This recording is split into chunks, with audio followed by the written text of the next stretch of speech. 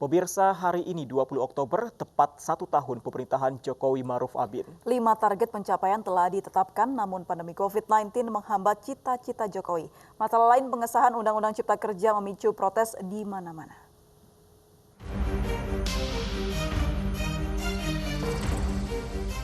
Target kita saat ini bukan hanya lepas dari pandemi, bukan hanya keluar dari krisis. Langkah kita adalah melakukan lompatan besar. Genap 1 tahun pemerintahan Joko Widodo Ma'ruf Amin berjalan hari ini. Dinamika luar biasa mewarnai pemerintahan Jokowi jilid kedua. Pada saat dilantik untuk periode keduanya menjadi Presiden 20 Oktober 2019, Jokowi yakin mengusung 5 program prioritas untuk ekspansi ekonomi Indonesia. Namun semua rencana berantakan ketika pandemi COVID-19 menerpa tanah air. Segala kebijakan disesuaikan untuk menjaga kesehatan rakyat dan tentunya menstabilkan ekonomi negara.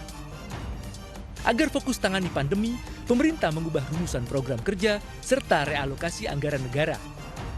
Pemerintah menggelontorkan dana 695 triliun rupiah untuk pemulihan ekonomi nasional yang dialokasi dalam 6 bidang.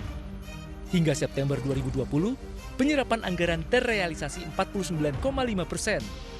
Di mana UMKM menjadi bidang dengan penyerapan terbesar hingga 71%, disusul bidang perlindungan sosial sebesar 69%. Sementara pada bidang kesehatan hanya 31% penggunaan anggaran. Laju kasus COVID-19 di tanah air tidak menunjukkan tren menurun sejak teridentifikasi awal Maret 2020.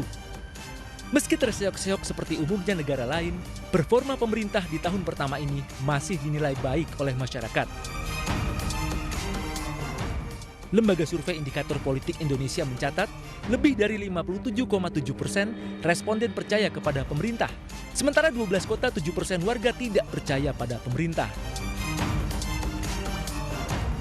Berbanding lurus, kepuasan warga terhadap kinerja pemerintah di tengah pandemi juga cukup tinggi. 60,5% responden mengaku puas dengan kiprah pemerintah. Sementara 29,2% warga mengaku tidak puas. Walau begitu, di sisi lain, masih banyak pekerjaan rumah untuk pemerintahan Joko Widodo Ma'ruf Amin.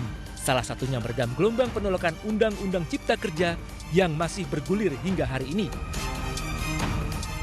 Padahal sejak awal pemerintahan jilid keduanya, Jokowi langsung mengajak DPR menyusun Omnibus Law, sebuah undang-undang sapu jagat yang diklaim bisa mengatasi tumpang tindih berbagai regulasi yang menghambat investasi dan pertumbuhan lapangan pekerjaan.